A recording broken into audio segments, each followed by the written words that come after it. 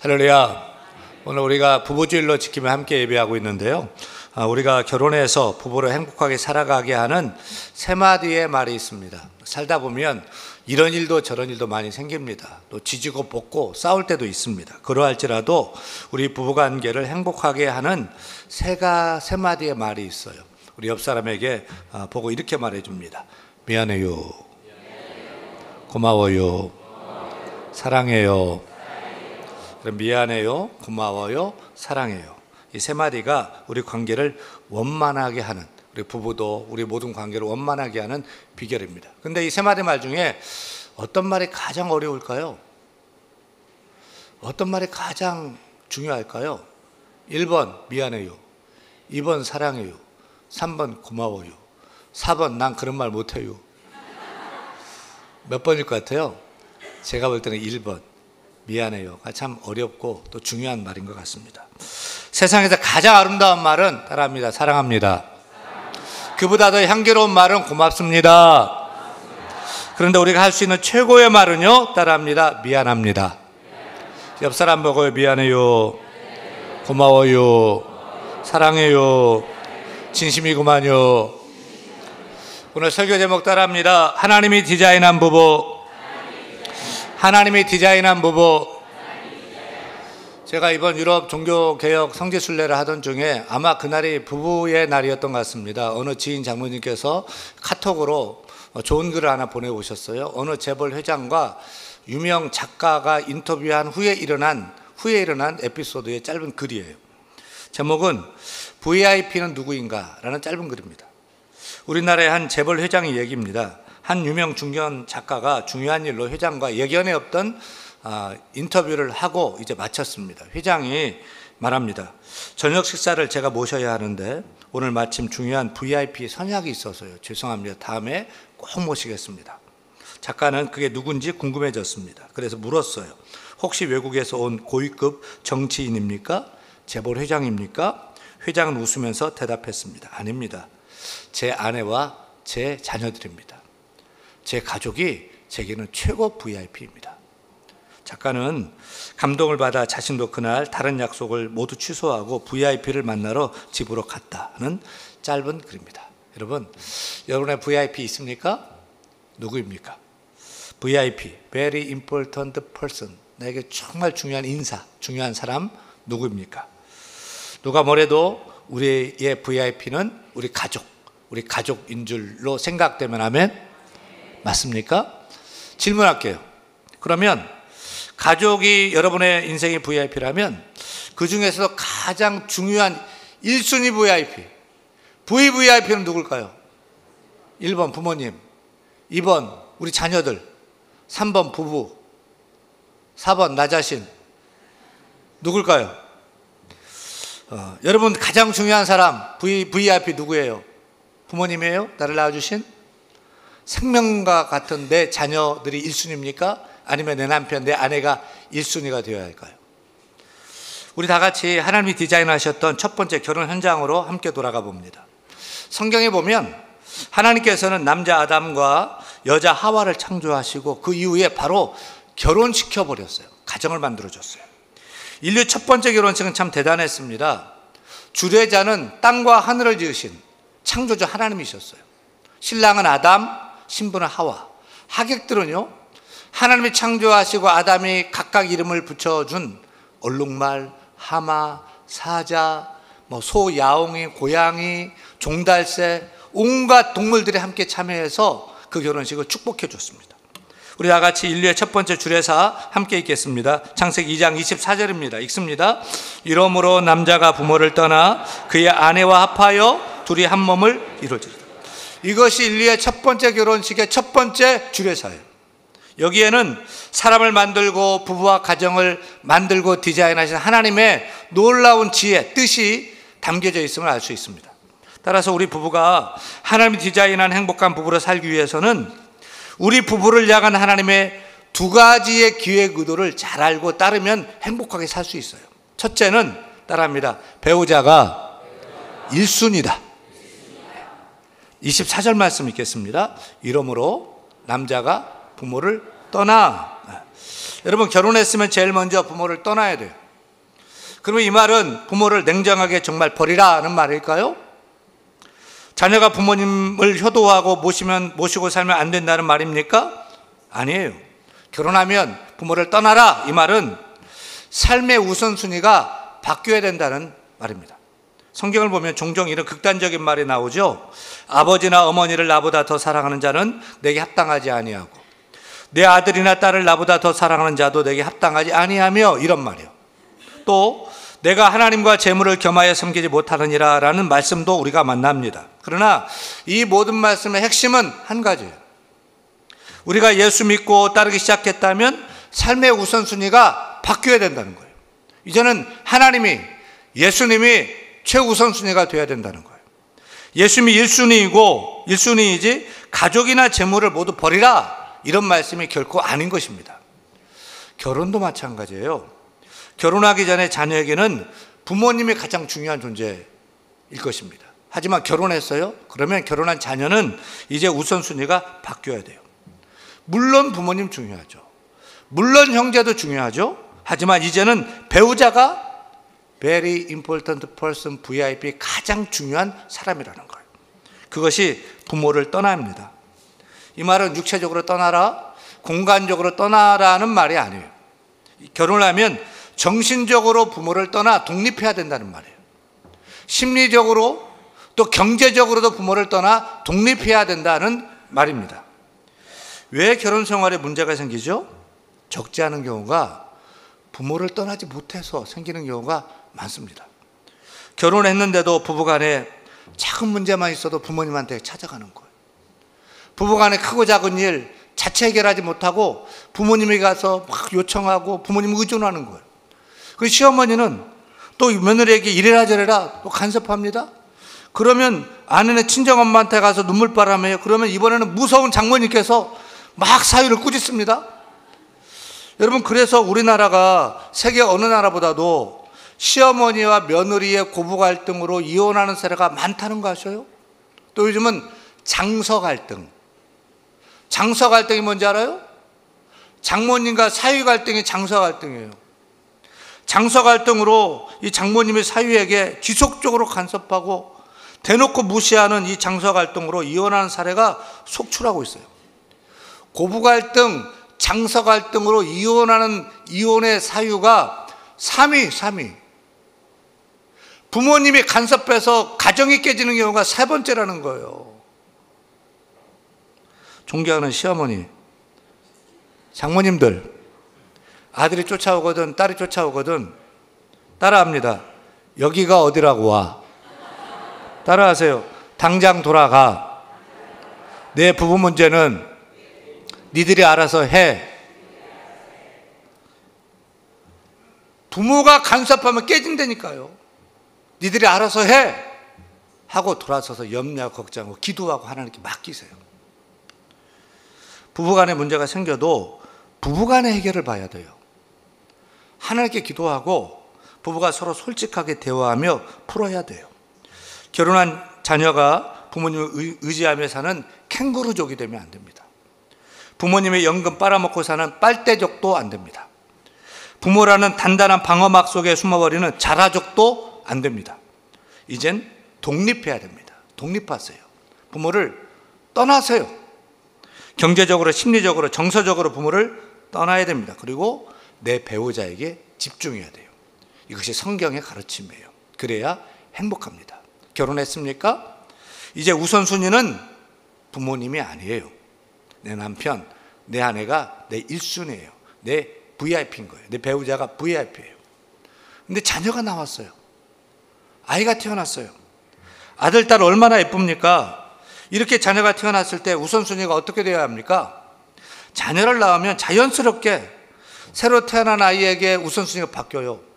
자녀들이 VIP가 된단 말이에요. 그것이 맞습니까? 그렇지 않습니다. 자식 새끼들 그렇게 키워봤자 아무 소용없습니다. 나몰라라고 다 떠나버립니다. 여러분, 자녀를 낳아도 부부의 VIP는 변함이 없어요. 내 남편, 내 아내, very important person, 내 VIP예요. 우리 부모님들 서운하더라도 이제는 자녀를 떠나보내세요.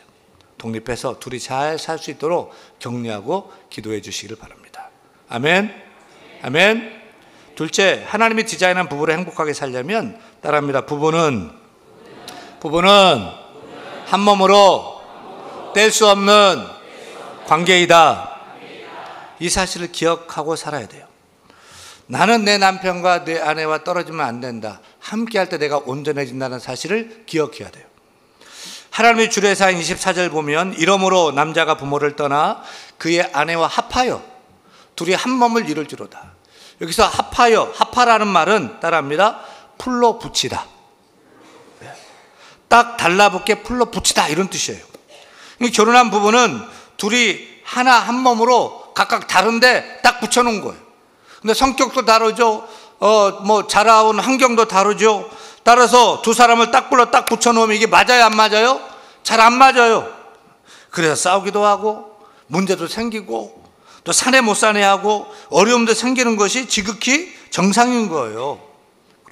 그런데 두 장의 종이를 딱 불러 붙였다가 떼어요. 떼면 잘 떨어져요? 잘 안 떨어져요. 억지로 떼면 떨어지긴 떨어져요. 근데 찢어져요. 너덜너덜해져요.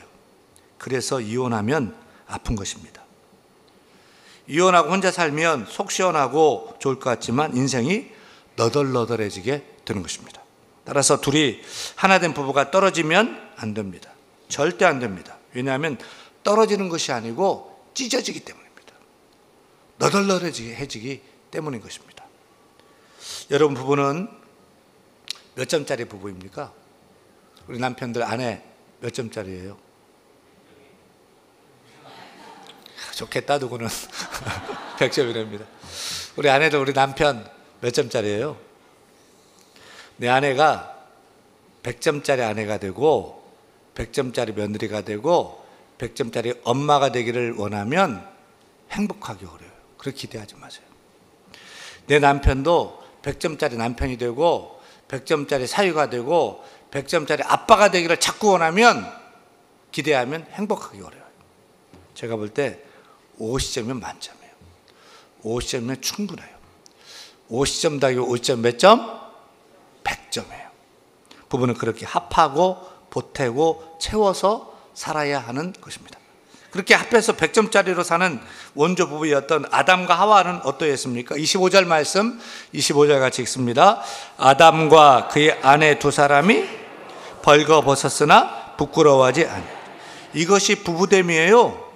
부부간에는 허물도 허물이 아니에요. 부족도 부족이 아니에요. 문제도 문제가 아니라니까요. 내가 부족을 채우고 허물을 덮어주며 사는 거예요. 기억하세요. 우리 남편 아내 결코 천사 아닙니다.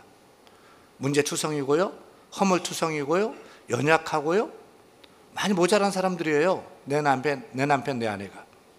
왜 부부가 싸웁니까? 자꾸 뜯어 고치려고 하기 때문에. 남편은 아내를 고치려 하고 아내는 남편을 고치려고 하는 거예요. 여기 오래 사신 우리 어르신 부부들 묻고 싶어요. 그렇게 고치려고 싸우는데 고쳐져요? 안 고쳐져요. 싸워서 고쳐지면 싸우세요. 고치세요. 안 돼요. 더 어긋나요. 더 찢어져요. 더 어려워져요. 그냥 인정해 주세요. 그냥 받아주세요. 그냥 포용해 주세요. 그러면 고쳐져요. 그러면 치유돼요. 그럼 회복되는 거예요. 온전해지게 되는 거예요. 어릴 때부터 눈썹이 나지 않은 아가씨가 결혼한 얘기, 제가 전에 한번 들려준 적이 있어요. 부부가 이렇게 살아야 하기 때문에 다시 한번 얘기를 드릴게요. 한 아가씨는 어렸을 때부터 눈썹이 잘 자라지 않는 아가씨가 있었어요. 모나리자도 아닌데 눈썹이 없어요. 그래서 결혼을 못하고 혼기를 놓쳐서 노처녀가 됐다가 연탄장수 아저씨랑 결혼을 하게 됐어요. 그녀는 자신의 눈썹 얘기를 하지 않았어요. 대신 그녀는 매일 아침마다 남편보다 먼저 일찍 일어나서 화장을 하고 눈썹을 그리고 남편이랑 말하지 않았어요. 남편은 잘 속았어요. 그러던 어느 날 남편의 일을 돕는 직원이 몸이 아파서 못 나오게 되자 아내가 그 대신 남편의 일을 돕게 되었습니다. 난생 처음으로 연탄 나르는 일, 연탄 배달하는 일을 하게 되었어요. 그냥 너무 지치고 힘들었던지 많은 땀을 흘렸어요. 남편은 잠깐 쉬자라고 얘기하더니 목에 걸쳐있던 수건으로 아내의 얼굴을 땀을 닦아주는데 그동안 모르고 있다고 생각했는데 속고 있었을 것이라고 생각했는데 그 남편은 푸근한 미소로 환하게 아내를 바라보면서 눈썹만 빼고 눈썹만 피하고 땀을 닦아주더라는 거죠. 조심스럽게. 그 순간 그녀는 자기 자신이 세상에서 가장 사랑받고 있는 사람으로, 가장 행복한 사람으로 느껴졌다는 것 아닙니까? 사랑하는 여러분, 하나님이 디자인한 행복한 부부로 살기를 원하십니까? 그렇다면 이렇게 사셔야 돼요. 연약하면 도와주고요, 부족은요 채워주고요, 허물은요 덮어주고요, 실수는요 이해해주고요, 죄는요 용서해주고요, 잘한 것은요 말해주고요, 뛰어난 것은 인정해주는 부부로 살아야 돼요. 따라합니다. 약한 것은 도와주고, 부족은 채워주고, 허물은 덮어주고, 실수는 이해해주고, 죄는 용서해주고. 우리 중등부 친구들 따라합니다. 약한 것은 도와주고, 부족은 채워주고, 허물은 덮어주고, 실수는 이해해주고, 죄는 용서해주고, 잘한 것은 말해주고, 뛰어난 것은 인정해주자. 누가 먼저요? 누가 먼저? 내가 먼저. 하나님이 먼저 나를 사랑하신 것처럼 내가 먼저 내 남편을 사랑하고 내가 먼저 내 아내를 사랑하며 살 때 행복한 부부로 살 수 있어요. 그렇게 남자와 여자가 연합해서 한 몸이 되어야 합니다. 흔히 사람들은 말하기를 부부는 가깝고도 먼 사이라고 얘기하죠. 마주보고 누웠을 때는 세상에서 가장 가까운 사이인데요, 서로 등 돌리고 누우면 부부 사이는 10만 리가 된다는 거예요. 지구 한 바퀴가 4만 킬로미터 10만 리를 돌아야 만날 수 있기 때문입니다. 그래서 하나님은 부부가 서로 한 몸을 이루라고 하셨습니다. 한 몸이 된다는 것은 따라합니다. 육적으로, 또 정신적으로, 영적으로 하나. 네. 정신적으로, 육적으로, 또 영적으로 하나가 되어야 돼요. 육체적으로 하나 되어서 행복한 부부가 되는 것이에요. 마음도 정신적으로 하나 돼요. 아끼고 사랑해야 돼요. 근데 여기서 우리는 한 걸음 더 나가야 돼요. 행복한 부부가 되려면 영적으로 하나가 되어야 됩니다. 이것이 무엇보다 중요한 요소입니다. 부부가 함께 하나님을 믿어야 됩니다.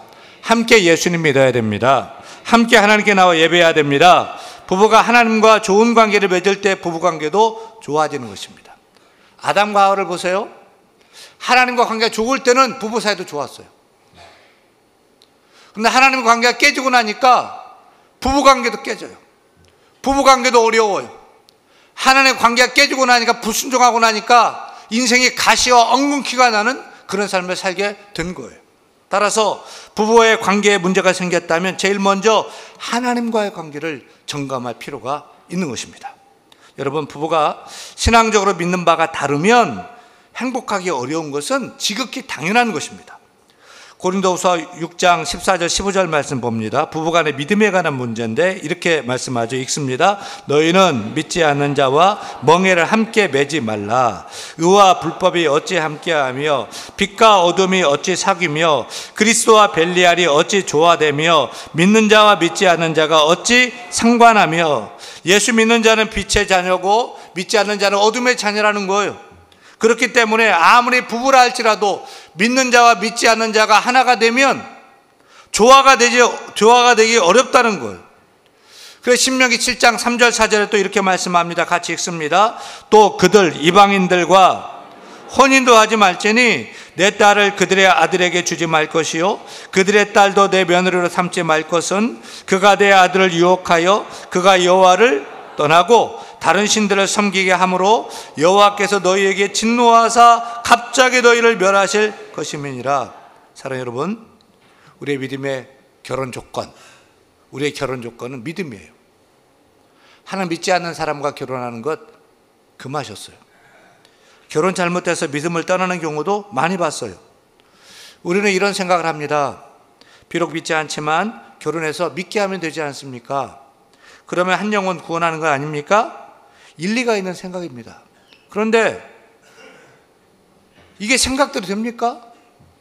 내가 좋아하는 사람과 결혼하고 그 사람 구원시키고 싶은데 뭐 일거양득인데 이게 말대로 안 됩니다. 보면 10년, 20년, 30년, 40년도 더 넘게 걸리는 걸 봐요. 아직도 남편이 예수 믿지 않고 아직도 아내가 예수 믿지 않는 경우를 많이 봐요. 사랑하는 여러분, 하나님이 디자인하신 행복한 부부는 영적으로도 신앙적으로도 하나가 되는 부부입니다. 부부가 같은 하나님을 섬기고, 부부가 같은 예수님을 섬기고, 부부가 같이 성령 받아서 같은 교회를 섬기고, 같은 하나님 말씀 먹고 그렇게 살아야 할 줄로 믿습니다. 아니면 영적인 문제 때문에 늘 부부생활, 가정생활이 어려워지는 것입니다. 다음 주에 초청주일이죠. 누구보다도 믿지 않는 남편이 있다면, 믿지 않는 아내가 있다면 함께 손잡고 나오세요. 우리 사랑하는 자녀들, 온 가족이 함께 나오시기를 간절히 축원합니다. 사랑하는 여러분, 행복한 부부생활, 건강한 가정생활을 원하십니까? 하나님이 디자인한 부부로 사시기를 바랍니다. 결혼하지 않았습니까? 얼른 결혼하세요. 빨리 결혼하세요. 결혼하셨으면 부모님을 이제 떠나 독립하세요. 그리고 부부는 육체적으로, 정신적으로, 영적으로, 신앙적으로 연합하고 하나 되어야 할 것입니다. 그렇게 하나님 디자인하신 축복된 부부로, 행복한 부부로 살 수 있기를 간절히 축원합니다. 축원합니다.